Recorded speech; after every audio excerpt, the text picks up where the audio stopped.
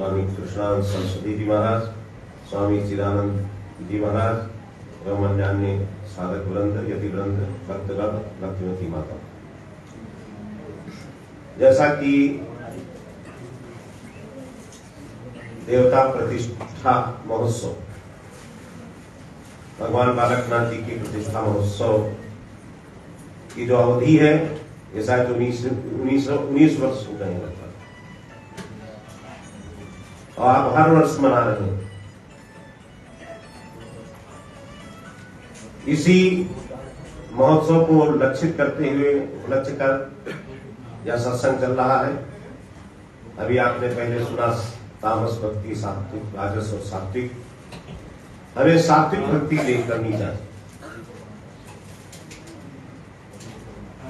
और जैसा कि कहा, अब एक स्वामी कृष्णानंद जी महाराज ने सुनाया, गुरु की कृपा आवश्यक है, भगवान की भक्ति आवश्यक है।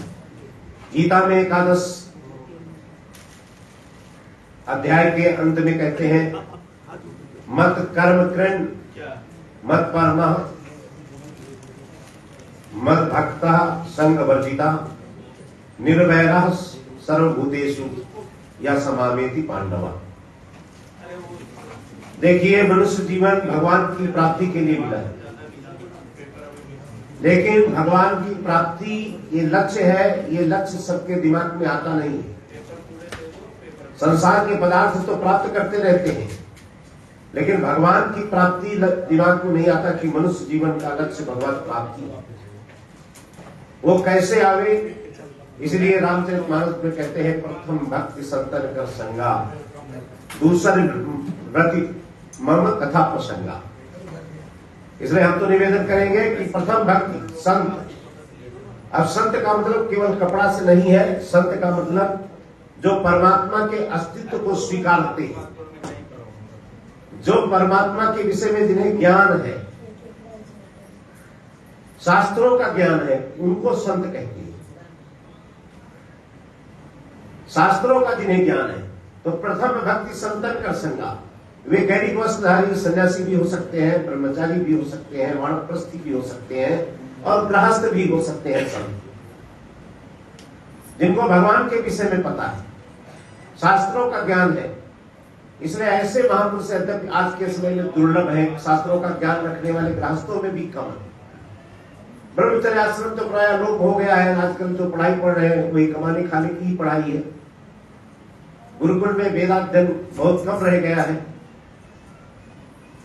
तो सज्जनों, जब वो प्रथम भक्ति संतों का संग करेगा, सत्संग सुनेगा, भगवान की कथा में रति रखेगा, मति रखेगा, बताए गए मार्ग में गति रखेगा, तब पता चलेगा कि इस मनुष्य जीवन का लक्ष्य भगवान की प्राप्ति है। इसलिए हमारा तो निवेदन है कि हर व्यक्ति को चाहिए सज्जन पुरुषों का संग करो, उनसे भगवान की चर्चा सुनो, स्वयं भी कुछ पढ़ो शास्त्रों को। भागवत पढ़िए, शिव पुराण पढ़िए, विष्णु पुराण पढ़िए, गीता पढ़िए, रामचरितमानस पढ़िए। पढ़ते पढ़ते जब बहुकाल करिए सत्संगा, तब ही हो संशय सब भंगा। जब बहुत काम करोगे तब दिमाग में आएगा कि भगवान की प्राप्ति मनुष्य जीवन का लक्ष्य है। नहीं तो संसार ही दिमाग में रहता है, मरते समय तक संसार ही रहता है।